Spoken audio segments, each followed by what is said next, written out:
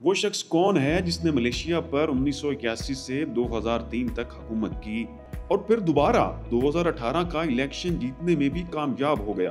उसने मलेशिया को तरक्की पजीर से तरक्की याफ्ता मुल्क कैसे बनाया? उसने मलेशिया को पूरी दुनिया के सामने एशियन टाइगर कैसे बना दिया? दुनिया की तारीख में उनका नाम सुनहरे हरूफ से क्यों लिखा जाएगा? और उन्होंने 2020 में वजारत उज़्मा से इस्तीफा क्यों दिया? नाजरीन अस्सलाम वालेकुम, आप देख रहे हैं यूट्यूब चैनल IMTV और मैं हूं आपका होस्ट गालिब सुल्तान। आज हम आपके लिए लाए हैं इंतहाई इंटरेस्टिंग बायोग्राफी जो कि महातीर मोहम्मद की जिंदगी पर मबनी है। इनके इक़्तिदार संभालने से कबल मलेशिया एक तबाह हाल मुल्क था। इकोनॉमी बर्बाद हो चुकी थी। करप्शन के नासूर ने मलेशिया की जड़ें खोखली कर दी थी। तरक्की की शर्राह ना होने के बराबर थी। जवानों की अक्सरियत बेरोजगार थी और इंफ्रास्ट्रक्चर बोसीदा था। लेकिन जैसे ही महातीर मोहम्मद ने मुल्क की बागडोर संभाली, थोड़े ही अरसे में इन्होंने मुल्क को अपने पांव पर खड़ा कर दिया। इस वाहिद शख्स ने तरक्की पजीर मलेशिया को तरक्की याफ्ता बना दिया। तो यकीनन आप ये जानना चाहते होंगे कि महातीर मोहम्मद ने ये सब कैसे किया। तो आइए इनकी जिंदगी के सभी पहलुओं का अहाता करते हैं। ये 20 जुलाई 1925 को एलोर स्टार में पैदा हुए। आप यहाँ ये बात सुनकर हैरान होंगे कि इनके दादा का ताल्लुक पाकिस्तान के इलाके कोहाट से था। इन्होंने अपनी इब्तदाई तालीम मकामी इस्लामी स्कूल से हासिल की। जब दूसरी जंग अजीम शुरू हुई तो सभी तालीमी इदारे बंद हो गए, तो इनकी तालीम का सिलसिला भी मुनक़ता हो गया। लेकिन जब जंग अजीम ख़त्म हुई तो इदारे दोबारा खुल गए और इस तरह इनका मुनक़ता शुदा तालीमी सिलसिला दोबारा बहाल हो गया। इन्होंने सानवी तालीम भी एक मामूली से कॉलेज से हासिल की। इसके बाद इन्होंने king Edward medical college Singapore से MBBS की डिग्री हासिल की और आर्मी से जुड़ गए। लेकिन बाद में इन्होंने आर्मी तर्क कर दी। इसके बाद इन्होंने अपनी प्राइवेट क्लिनिक खोली। इसी दौरान इन्होंने सहाफत की डिग्री भी हासिल कर ली। अब ये अपनी क्लिनिक पर काम भी करते और साथ अखबारों में मज़ामीन भी लिखते। इस तरह आहिस्ता आहिस्ता इनका इल्मी, अदबी और सियासी हलकों में नाम बन रहा था। इनकी मामलात फहमी की सलाहियत कमाल थी। ये सियासी शऊर भी हासिल कर चुके थे। अब मामलात पर इनकी दस्तरस मजबूत हो चुकी थी। 1957 में महातीर मोहम्मद ने सियासत में कदम रखा और छोटी मोटी सियासी सरगर्मियों में हिस्सा लेने लगे। फिर महातीर ने 1964 के आम इंतखाबात में हिस्सा लिया और इन्हें मेंबर ऑफ पार्लियामेंट मुंतखब कर लिया गया। इस तरह इनके सियासी कैरियर का बाकायदा आगाज हो गया। अपने सियासी कैरियर के आगाज में ये मुत्तहिदा मलेशिया नेशनल ऑर्गेनाइजेशन का हिस्सा बने, जिसे UNMO भी कहा जाता है। इस सियासी जमात में इन्होंने दिन रात एक किए और अपनी मुस्तहकम पोजीशन बनाने में कामयाब हो गए। ये मुख्तलिफ ओहदे हासिल करते रहे और सभी पर खुशअस्लूबी से जिम्मेदारियां सरअंजाम देते रहे। इसी दौरान इन्होंने मलेशिया के मसाइल की निशानदेही के लिए द मलायास डिलेमा नाम से किताब लिखी, जिसमें इन्होंने मलेशिया को दरपेश चैलेंजेस और मसाइल की खूबसूरत वजाहत पेश की। इनकी किताब ने इनकी हुकूमत की जड़ें हिला कर रख दी। इस पर इनकी पार्टी रुकनीयत मुअत्तल कर दी गई, जो कि बाद में दोबारा बहाल कर दी गई थी। एक दफ़ा इन्हें वज़ीर तालीम भी नामजद किया गया। अपनी वजारत के दौरान इन्होंने इस्लाहात मुतारिफ करवाई और निज़ाम तालीम पुरकशिश और जदीद तकाज़ों के ऐन मुताबिक बना दिया।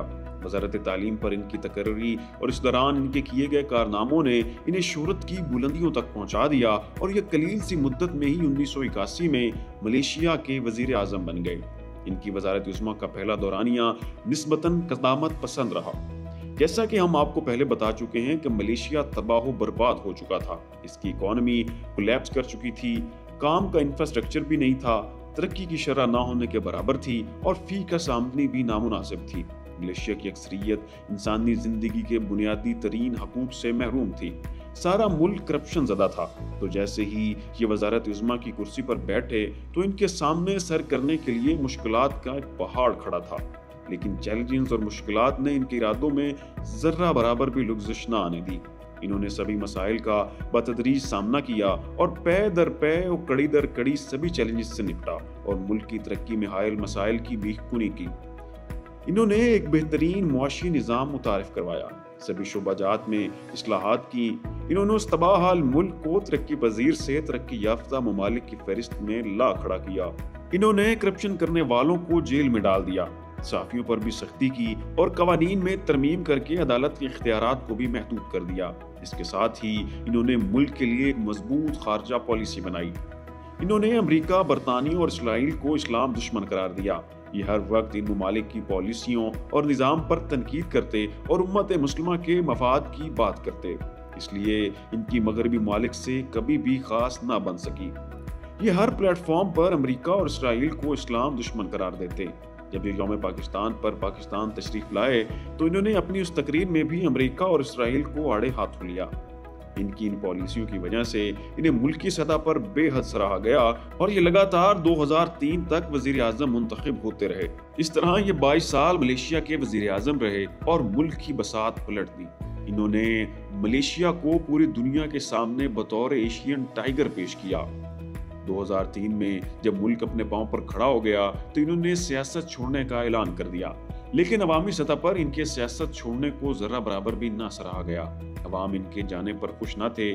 ان کی الوداعی تقریب کے طور پر اکثر مقامات پر عوامی اجتماعات بھی ہوئے جن میں ان سے سیاست کو ترک نہ کرنے کی خواہش بھی کی جاتی رہی، لیکن مہاتیر محمد نے واپس آنے سے انکار کر دیا۔ سیاست چھوڑتے ہوئے یہ اپنی پسند کے بندے نجیب رزاق کو وزیر اعظم منتخب کروا کر گئے۔ انہیں نجیب پر بڑا اعتماد تھا اور امید تھی کہ یہ ملکی امور میں اخلاص اور تندہی سے سرگرم عمل رہے گا، لیکن نجیب رزاق نے آتے ہی کرپشن کا بازار گرم کر دیا۔ وہ ملک جسے مضبوط بنانے میں مہاتیر محمد نے دن رات ایک کیے تھے اور خون جگر دیا تھا، اس ملک کی جڑیں کھوکھلی کرنے لگے۔ نجیب رزاق نے نہ صرف کرپشن بلکہ نااہلی اور مجرمانہ غفلت کی بھی انتہا کر دی، جس سے ملک کی سالمیت کو شدید نقصان پہنچا۔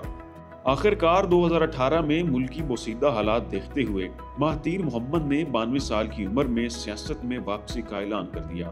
اس دوران یہ سیاست میں نہیں تھے، یہ حکومت پر شدید تنقید کرتے رہے۔ جہاں جاتے ان کی پالیسیوں کو کڑی تنقید کا نشانہ بناتے، لیکن ان کی کہیں بھی نہ سنی جاتی۔ تو آخرکار انہوں نے اپنی پارٹی چھوڑ کر ایک مخالف پارٹی PPBM جوائن کر لی۔ یہ پارٹی ایک دفعہ بھی الیکشن نہیں جیت پائی تھی۔ مہاتیر محمد نے اس میں شمولیت اختیار کرتے ہوئے اسے مضبوط کیا، 2018 کا الیکشن لڑا اور ہمیشہ کی طرح اس دفعہ بھی فاتح قرار پائے اور وزارت عظمیٰ کی سیٹ پر بیٹھ گئے۔ اس کے ساتھ ہی نجیب رزاق کے جس پر $2 ارب کرپشن کے الزامات تھے اسے گرفتار کر لیا گیا۔ اب جب ملک دوبارہ ترقی کے راستے پر گامزن ہو چکا اور یہ ملک دشمن عناصر کی بیخ گلی کرنے میں کامیاب ہو گئے تو انہوں نے 2020 میں دوبارہ سیاست ترک کر دی۔ انہوں نے وزارت عظمیٰ اور پارٹی کی چیئرمین شپ سے استعفیٰ دے دیا۔ یہ ابھی بھی تاحیات ہیں اور ملکی امور میں رہنمائی کرتے رہتے ہیں۔ ان کے جانے کے بعد نئے الیکشن ہوئے تھے جس میں نیا وزیر اعظم منتخب کر لیا گیا۔ عمران خان صاحب ان سے بہت متاثر ہیں۔ پاکستان کی بھی آج وہی حالت ہے کہ جو مہاتیر محمد کی سیاست میں آنے سے قبل ملیشیا کی تھی۔ عمران خان ان کے وضع کیے گئے معاشی نظام کو پاکستان میں لاگو کرنا چاہتے ہیں۔ اس معاشی نظام کو مہاتیر اکنامک ماڈل بھی کہا جاتا ہے اور یقیناً ملیشیا کی ترقی قابل تقلید ہے۔ سبھی اسلامی ممالک کو ان کے بنائے گئے نظام کی پیروی کرنی چاہیے۔ مہاتیر محمد کی شخصیت تعصبات سے پاک ہے۔ انہوں نے کبھی بھی عالم اسلام کے مفاد سے پہلو تہی نہیں کیا، بلکہ ممکنہ طور پر ہمیشہ ایک مثبت کردار ادا کرنے کی بھرپور کوشش کی۔ انہوں نے عمران خان صاحب کے ساتھ مل کر اپنا اسلامی چینل کھولنے کا عندیہ بھی دیا تھا، جسے اکثر حلقوں میں خوب سراہا گیا۔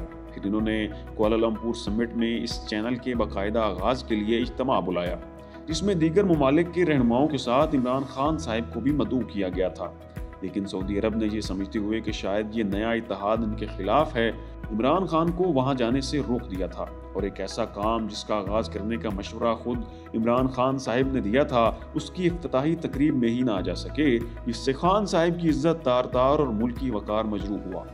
بلا شبہ یہ کہا جاتا ہے کہ مہاتیر محمد عالم اسلام کے ان گنے چنے حکمرانوں میں سے ہیں کہ جنہوں نے ہمیشہ امت مسلمہ کے مفادات کو اپنے نیشنل انٹرسٹ پر ترجیح دی۔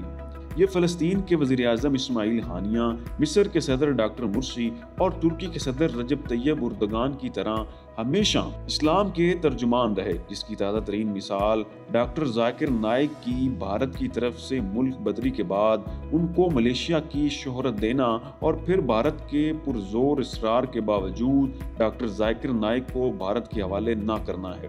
مہاتیر محمد کا نام ایک قابل ترین مسلم لیڈر کے طور پر ہمیشہ تاریخ کی پیشانی پر رقم رہے گا۔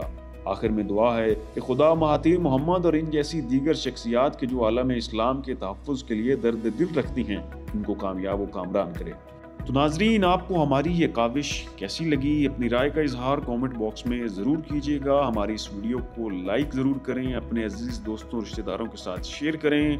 فی الوقت اپنے میزبان غالب سلطان کو اجازت دیجیے۔ اللہ حافظ۔